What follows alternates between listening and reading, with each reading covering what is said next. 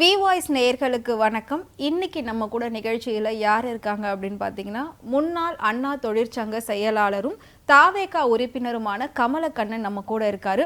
தற்போது நடக்கக்கூடிய தாவேகா ஆட்சி எப்படி இருக்கு, முதலமைச்சர் விஜய் அவர்கள் என்னென்ன மாதிரியான சிறப்பு திட்டங்கள்லாம் செய்யறதுக்காக இன்னும் தயாரா இருக்காரு, ஸோ எப்படி இந்த ஆட்சி நடக்குது அப்படின்றத எல்லா விஷயத்தையும் நம்ம கூட பேசுறதுக்காக சார் வந்திருக்காங்க.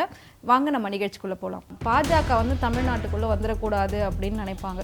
இப்போ இவர் சொன்னது நாங்க இதை ஃபுல்லா இந்த கட்சியும் சேர்த்து நாங்க பார்த்துப்போம் அப்படின்ற மாதிரி சொல்லியிருந்தாரு. அப்போ இது மூலயமா அவங்க உள்ள வர்றதுக்கான வாய்ப்பு இருக்குமா? அப்படிலாம் வரணும்னாக்கா நேரடியாக அவங்க பேசிட்டு போயிருப்பாங்க. இது ஏன் வரப்போகிறாங்க? அவங்க எதிர்காலத்தில் எப்பவும் அவங்க அதில் அந்த மாதிரி சமரசத்துக்கு வழி கிடையாது. பிஜேபி கூட போகிற வந்த எண்ணங்கள்லாம் கிடையாது.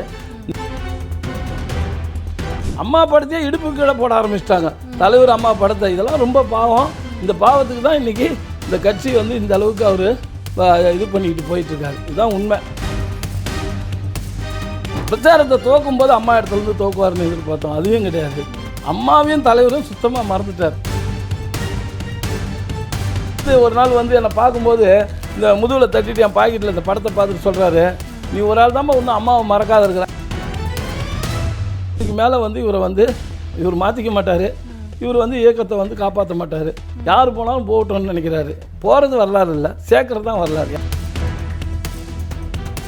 அதிமுக கொடி கட்டி பிறந்த கட்சி, அந்த பேர் இருக்கும். சில பேர் சொல்லுவாங்க சுயநலத்துக்காக போயிட்டாரு. வணக்கம் ஐயா. வணக்கம். எப்படி இருக்கீங்க? நல்லா இருக்கும். ஓகே. ஸோ தமிழ்நாட்டு மக்களுடைய ஒட்டுமொத்த எல்லாருடைய ஒரே ஒரு விஷயம் என்ன அப்படின்னா, பாஜக தமிழ்நாட்டுக்குள்ளே வந்துடக்கூடாது அப்படின்னு நினைப்பாங்க. எடப்பாடி அவங்க கூட போயிட்டு கூட்டணி வச்சுருந்தாங்க. இப்போ இவர் சொன்னது நாங்கள் இதை ஃபுல்லாக இந்த கட்சியும் சேர்த்து நாங்கள் பார்த்துப்போம் அப்படின்ற மாதிரி சொல்லியிருந்தாரு. அப்போ இது மூலயமா அவங்க உள்ள வர்றதுக்கான வாய்ப்பு இருக்குமா? பிஜேபி அப்படிலாம் வரணும்னாக்கா நேரடியாக அவங்க பேசிட்டு போயிருப்பாங்க. இது ஏன் வரப்போகிறாங்க? அவங்க எதிர்காலத்தில் எப்பவும் அவங்க அதில் அந்த மாதிரி சமரசத்துக்கு வழி கிடையாது. பிஜேபி கூட போகிற வந்த எண்ணங்கள்லாம் கிடையாது. நீங்கள் இந்த இடத்துல சொன்னதுனால நான் சொல்கிறேன். நம்ம 24 எம்பி தேர்தலும் போது நம்ம வாங்கின ஓட்டு அப்போ அன்றைக்கி பிஜேபி இல்லை, 21% கூட்டணியோட. அன்றைக்கி பிஜேபி 18%. இப்போ வாங்கியிருக்கிற ஓட்டு 21%. இதோட பிஜேபியோட சேர்ந்து அதிமுக அவங்க 21%. இப்போ நீங்கள் அவங்க 18 கழிச்சா அதிமுக 3%. சரி, அவங்க அந்த தனியாக 11% எடுத்திருக்காங்க பிஜேபி. அப்போ 24 அதை எடுத்திங்கன்னா அப்போ நம்மளுக்கு 10%. 45% இந்த கட்சி இன்றைக்கி 10% வந்துருக்கு. அதை பற்றி திங்க் பண்ணல, அதை பற்றி ஆய்வு கூட்டம் நடத்தலை. இவர் எல்லாம் சிவிஎஸ் அண்ணன்லேருந்து வேலுமணிலேருந்து சொன்னது என்னென்னா, நீங்கள் பொதுக்குழுவை கூட்டுங்க, எதனால நம்ம பாதிக்கப்பட்டோன்னு சொல்லணும். அதாவது 24 7 தொகுதியில் எம்பி தொகுதியில் டெபாசிட் போச்சுமா. அப்போவே அந்த தொகுதியில் சம்மந்தப்பட்டவங்க பேரில் நடவடிக்கை எடுத்துக்கணும். அதை பற்றி திரும்பி பார்த்துருக்கணும். எதையும் இல்லை, வந்தவங்களையும் பார்க்குறதில்ல, போனவங்களையும் தேடுறதில்ல. இப்படியே இருந்தாக்கா இந்த கட்சி நாளுக்கு நாள் கீழே போயிட்டு இருக்கிறதுனால யாராலும் ஏற்றுக்க முடியாத இன்றைக்கி எல்லாருமே ஒரு புழுக்கம், மனப்புழுக்கத்தோடு தான் போகிறோம். நேற்று கூட சிவிஎஸ் அண்ணா சொல்லும்போது பண்ணார், 8 வருஷம் இவர் சொன்னதெல்லாம் கேட்டு நாங்கள் செயல்படுத்துறதுனால இன்றைக்கி நாங்கள் அந்த பாவத்தை அனுபவிக்கிறோம்னார். அது உண்மை தான். என்னென்னா 10 பேர் முன்மொழினும் 10 பேர் வழிமொழினும் எடுத்துகிட்டு வந்ததே ஒரு தவறான முன்னுதாரணம். அதே பொதுக்குழு தான் அங்கே தேர்ந்தெடுக்கணுன்ற அந்த தலைவருடைய அந்த இதுவே மாற்றிருக்கக்கூடாது பயிலாவை. இன்றைக்கி அதனுடைய விளைவு தான் இவ்வளோ பாதிப்பு. அந்த மாதிரி இருந்ததுதான் உடனே பொதுக்குழுவை கூட்டி அவைத்தலைவர் வச்சு கொட்டி நம்ம ஒரு முடிவு எடுத்துருக்கலாம். இப்போ எதுவுமே இல்லை, 10 பேர் முன்மொழினும் 10 பேர் வழிமொழினும். இதெல்லாம் இந்தியாவில் இல்லாத மாதிரி ஒரு சட்டத்திட்டங்களை கூட அவருக்காக ஒரு இதுவை பண்ணிக்கிட்டார். இன்றைக்கி புரட்சித் தலைவர் அம்மா கொடநாட்டில் உட்காந்து ஒவ்வொரு முடிவும் எடுப்பாங்க. முக்கிய முடிவுலாம் அங்கே அது குபேர மூலை, இந்த தமிழ்நாட்டினுடைய குபேர மூலை கொடநாடு மேலே தான் பேசுவாங்க. அந்த இடத்துல கொலை நடந்தது. இவர் 17 நடந்து 21 வரல 4 வருஷம் முதலமைச்சர். அதை பற்றி நினச்சி கூட பார்க்கல இவர். அந்த இடத்துல நாங்களாம் கூட சில பேர் சொன்னோம், இவர் ஒரு முதலமைச்சர் நேராக போய் அங்கே உட்காந்து டிஜிபியை கூப்பிட்டு எவன் தப்பு பண்ணானோ அவனை அரெஸ்ட் பண்ணிட்டா, அப்போ தான் நான் இங்கேருந்து இறங்குவேன்னு சொன்னான். 2 நாளில் அவங்க பிடிச்சிட்டு வந்திருப்பாங்க, ஏதோ ஒன்று பண்ணியிருப்பாங்க. அதுக்கப்புறம் அது தவறு பண்ணோன்னே தனி இது வச்சு விசாரித்து தண்டனை வாங்கி கொடுத்துருந்தா அம்மா பேரில் விசுவாசம். அதெல்லாம் விட்டுட்டார். அம்மா படத்தையே இடுப்பு கீழே போட ஆரம்பிச்சிட்டாங்க. தலைவர் அம்மா படத்தை. இதெல்லாம் ரொம்ப பாவம். இந்த பாவத்துக்கு தான் இன்றைக்கி இந்த கட்சி இந்த அளவுக்கு அவர் இது பண்ணிக்கிட்டு போயிட்டுருக்காரு. இதுதான் உண்மை. எல்லாருக்குமே வருத்தம். புரட்சி தலைவரையும் புரட்சி தலைவர் அம்மாவையும் மறந்தவங்க யாரும் இந்த இயக்கத்தை இது பண்ண முடியாது. அப்படி ஒரு மாற்றத்தை கொண்டாந்துறது இவர் தான் ஏதோ இந்த கட்சியை ஆரம்பித்தவர் மாதிரி நடத்துனது.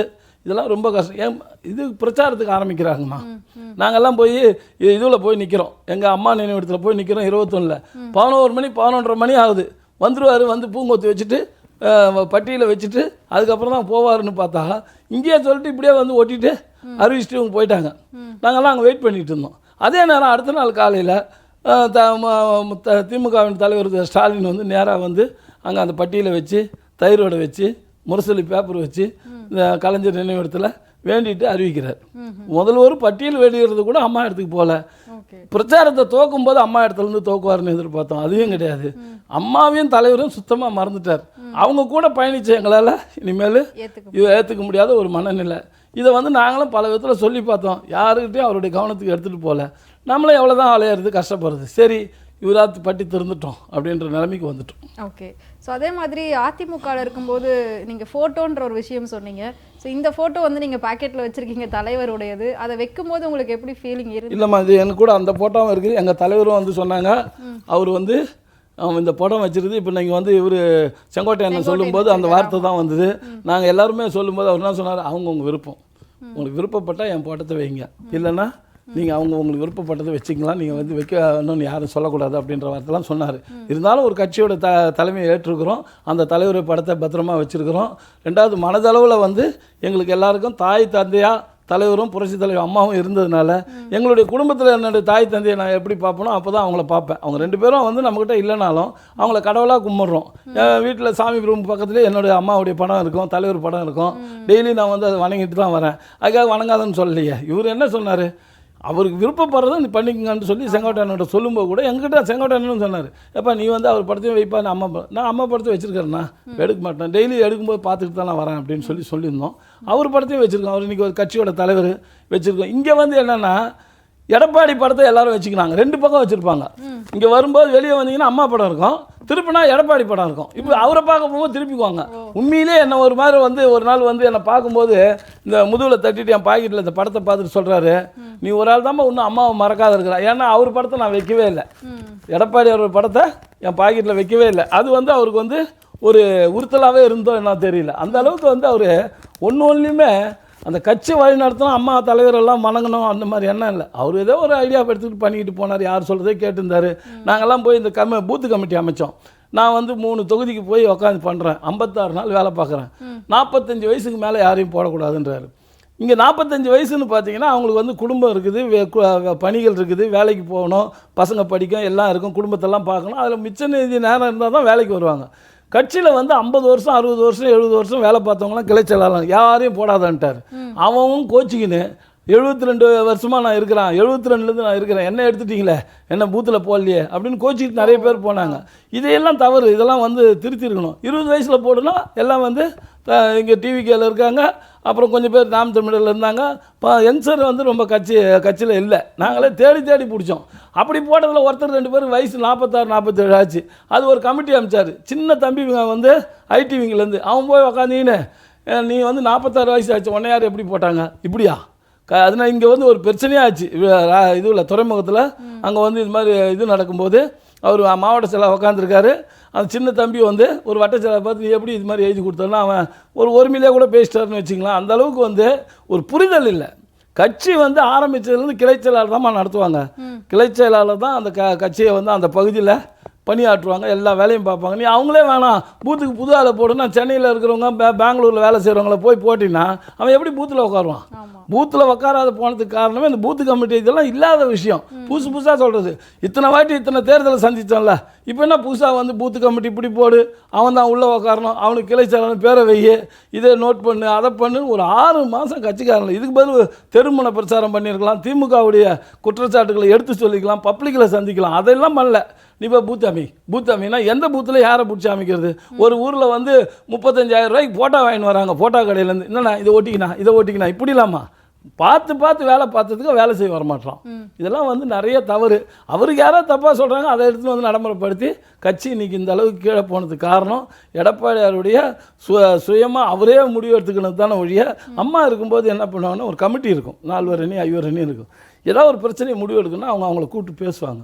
விவாதிப்பாங்க. அதுக்கப்புறம் அம்மாவே அதில் வந்து நல்லது கெட்டதை சொல்லுவாங்க.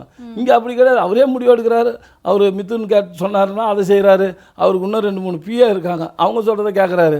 ஆனால் சீனியரான மற்ற யார் சொல்கிறதையும் அவர் காது கொடுத்தே கேட்குறதில்ல. ஒரே ஒருத்தர் முன்சாமி அண்ணன் போவார். அவர் வந்து என்னென்னா அம்மா இருக்கும்போது எந்த பதவியிலும் இல்லாதவர். அம்மா இருக்கிறவரெல்லாம் அவருக்கு எந்த பதவியும் கிடையாது. அவர் சும்மா தான், கிளைச்சலாக கூட கிடையாது. ஏதோ ஓபிஎஸ் வந்து அவர் வந்து இதுவாக போட்டார், அதாவது துணை ஒருங்கிணைப்பாளராக. அதுலேருந்து இப்படியே துணை செயலாளர் வந்துட்டார். இன்றைக்கி எதாக இருந்தாலும் அவர் சொல்லிக்கிட்டு இருக்காரு. கட்சி வளர்ச்சிக்கு என்ன ஆர்டர் இது பண்ணுறாரு. நாங்களாம் பல வாட்டி போய் சொன்னோம் அவர்கிட்ட, இல்லை நான் இப்படி பண்ண சொல்லுங்கண்ணா, இப்படி பண்ண சொல்லுங்க, நான் எங்கேப்பா சொன்னால் கேட்குறாருன்றார். ஆனால் அங்கே போய் உட்காந்து அவர் பக்கத்தில் என்னமோ இந்த கட்சியை காப்பாற்றுற மாதிரி. இது வந்து இந்த கட்சியை இனிமேல் இவங்க 2 பேரும் காப்பாற்றவே முடியாதுமா. இது வந்து ஜனநாயகமான முறையில் இருந்த கட்சி இன்றைக்கி சர்வாதிகாரி கட்சி மாதிரி ஆயிடுச்சு.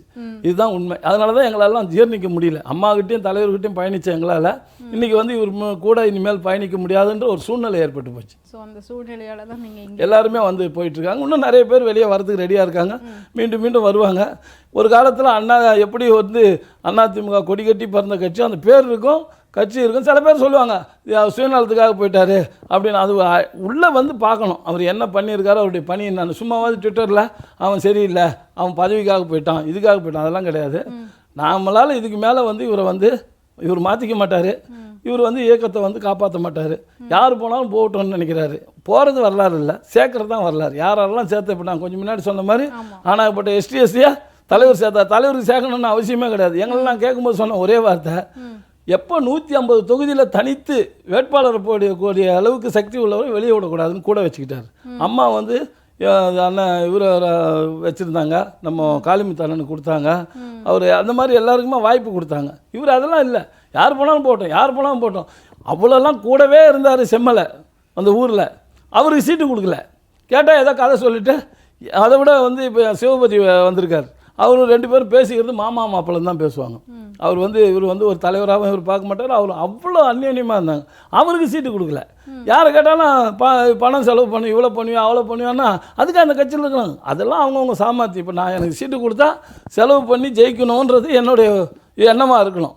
அதை விட்டு நீ இவ்வளோ பண்ணுவியான்னு கேட்டினா அப்போ என்ன அர்த்தம்? அது கட்சி வந்து விலைக்கு விற்கிறதா? இதுக்கு பேச அம்பானியை கூப்பிட்டு வந்து 234 தொகுதிக்கு இவ்வளோ ரூபா செலவு பண்ணு, நீயே வேட்பாளர் நில்லு, ஜெயிச்சு நாங்கள் ஆட்சிக்கு வந்தால் நீ எதை வேணாலும் எடுத்துகிட்டு போன்னு சொல்ல முடியுமா? என்ன இது வந்து கட்சியில் உழைச்சவனுக்கு வாய்ப்பு கொடுக்கணும். அந்த வாய்ப்பு அவர் கொடுக்கல. யாருக்கு வேணாலும் கொடுக்கலாம். கீழ்மட்டத்தில் இருக்கவங்களுக்கு யாருக்கு வேணாலும் கொடுக்கலாம். அதெல்லாம் கொடுக்கல.